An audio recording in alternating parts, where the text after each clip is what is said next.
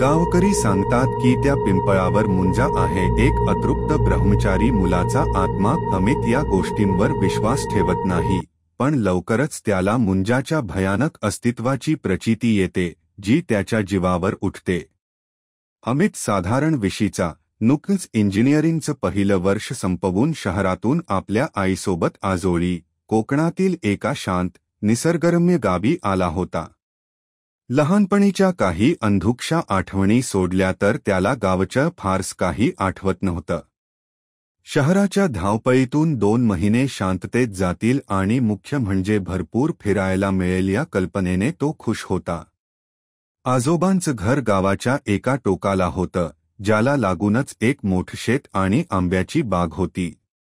घराच्या मागे 100 ते 150 पावलांवर एक भला मोठा, जुना पिंपळ होता. त्याची पारंब्या जमिनीला टेकलेल्या आणि पाने इतकी गर्द की दिवसासुद्धा खाली अंधार पसरे. अमितला पहिल्या दिवसापासूनच ते झाड फार रहस्यमय वाटलं. दुपारच्या जेवणानंतर सगळे वामकुक्षी घेत असताना अमित मात्र त्या पिंपळाच्या झाडाकडे जायला निघाला. आजोबांनी त्याला हटकलं, "अरे, उन्हातान्हाचा कुठे निघालास? आणि त्या पिंपळाखाली दुपारच्या वेळी नको जाऊस." "का आजोबा? काय आहे तिथे?" अमितने सहज विचारलं. "काही नाही रे, जुनं झाड आहे." "जरा सांभाळून." आजोबांनी विषय टाळला. अमितने खांदे उडवले आणि तो पिंपळाखाली पोहोचला. खरंच, तिथे कमालीची शांतता आणि गारवा होता. झाडाचा बुंधा इतका मोठा होता की 3-4 माणसांनी मिळूनही त्याला वेढा घालता येणार नाही. अमित पारंब्यांना झोके घेऊ लागला, झाडावर चढण्याचा प्रयत्न करू लागला. बराच वेळ तिथे खेळल्यावर त्याला एकदम जाणवलं की आजूबाजूला कोणीतरी आहे. त्याने मागे वळून पाहिलं, पण तिथे कोणीच नव्हतं. फक्त वायाने सळसळणारी पानं. त्याला वाटलं असेल भास. पण दुसऱ्या दिवशीपासून अमितला विचित्र अनुभव यायला लागले. पिंपळाखाली खेळताना अचानक कोणीतरी त्याच्या कानात फुंकर मारल्यासारखं वाटायचं. कधीतरी त्याच्या वस्तू जागेवरून हललेल्या असायच्या. एकदा तर त्याने त्याचा आवडता क्रिकेटचा चेंडू झाडाच्या दिशेने टोलवला. तो चेंडू झाडाच्या गर्द पानात दिसेनासा झाला आणि परत आलाच नाही. शोधून शोधून थकला, पण व्यर्थ. त्याने ही गोष्ट आईला आणि आजोबांना सांगितली. आईने दुर्लक्ष केलं, पण आजोबांच्या कपाळावर मात्र चिंतेच्या आठ्या उमटल्या. "अमित," ते गंभीरपणे म्हणाले, "मी तुला सांगितलं होतं ना त्या झाडाजवळ जाऊ नकोस म्हणून. तिथे मुंजा आहे." "मुंजा? म्हणजे काय आजोबा?" अमितला हसू आवरेना. शहरात वाढलेल्या अमितला या गोष्टींवर विश्वास नव्हता. "हसतोस काय वेड्या? मुंजा म्हणजे लहान वयात, ब्रह्मचारी असताना मृत्यू पावलेल्या मुलाचा आत्मा. तो त्या पिंपळावर वास करतो.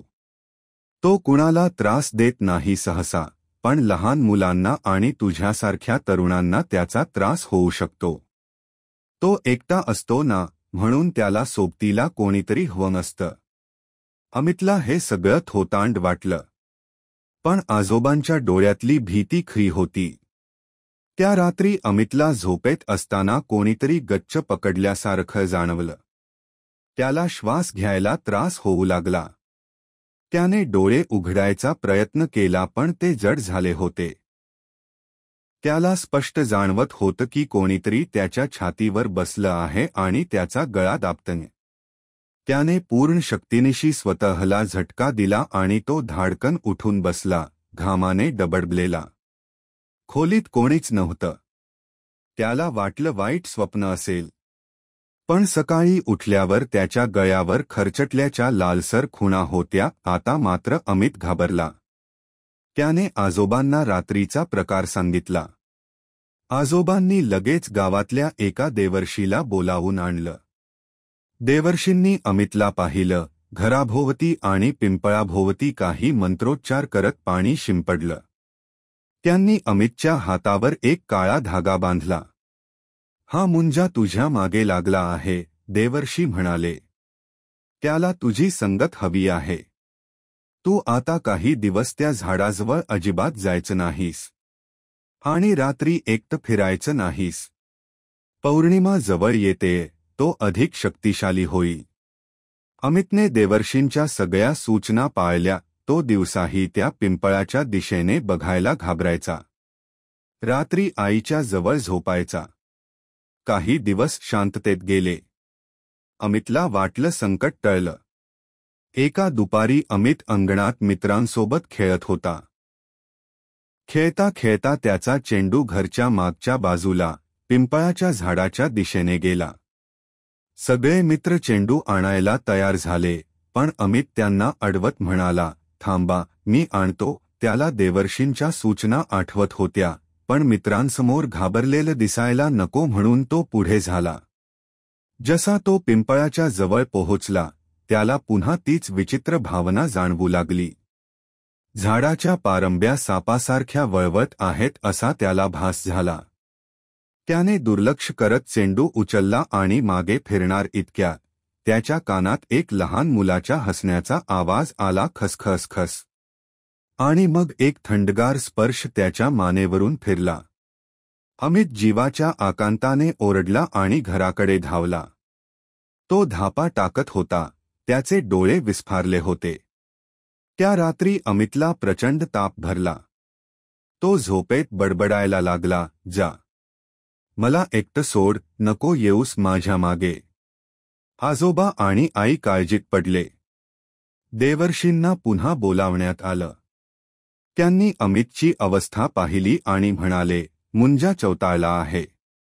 त्याला हा मुलगा पूर्णपणे त्याच्या ताब्यात हवा आहे. आज पौर्णिमेची रात्र आहे. आजची रात्र खूप कठीण आहे. आपल्याला विशेष पूजा करावी लागेल. रात्री देवर्षींनी पिंपळाखाली मोठी पूजा मांडली. होम पेटवला, मंत्रोच्चार सुरू झाले. अमितला घराच्या आत एका खोलीत त्याच्या भोवती तांदळाचं आणि हळदी कुंकवाचं रिंगण करून बसवलं होतं. त्याला झोप येऊ नये म्हणून आई आणि आजोबा त्याच्याशी बोलत होते. जशी मध्यरात्र जवळ येऊ लागली, तसं बाहेर वाऱ्याचं थैमान वाढलं. पिंपळाच्या झाडाच्या फांद्या एकमेकांवर अशा आपटत होत्या की जणू कोणीतरी त्या मुद्दामहून तोडत आहे.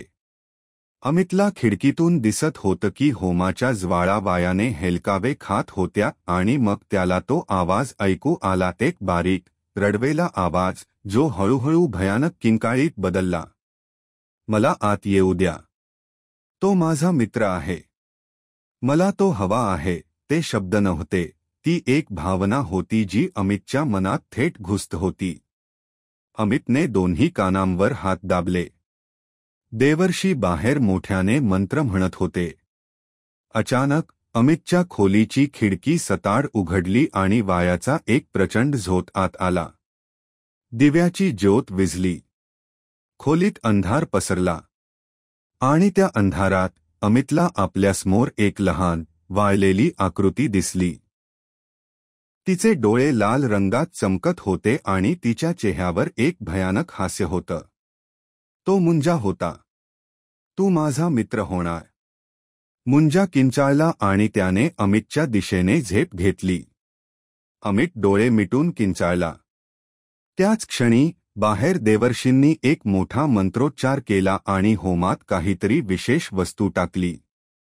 एक तेजस्वी प्रकाश बाहेर पडला आणि त्या प्रकाशाची एक तिरीप खिडकीतून आत आली, थेट त्या आकृतीवर पडली.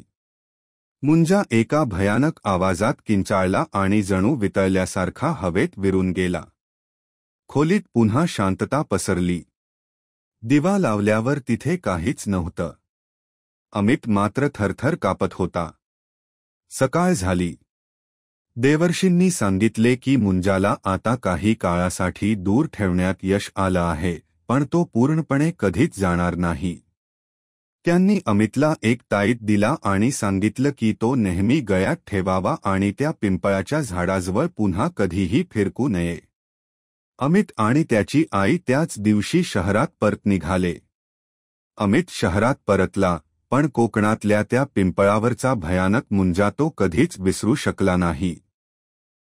त्याला माहीत होतं की काही अतृप्त आत्मे खरोखर अस्तित्वात असतात आणि त्यांची संगत कधीही चांगली नसते. आजही कधी कधी रात्री त्याला त्या मुंजाचं भयानक हसणं आणि ते लाल डोळे आठवतात आणि त्याची झोप उडते. त्या सुट्टीनंतर अमित पुन्हा कधीच आजोळी गेला नाही.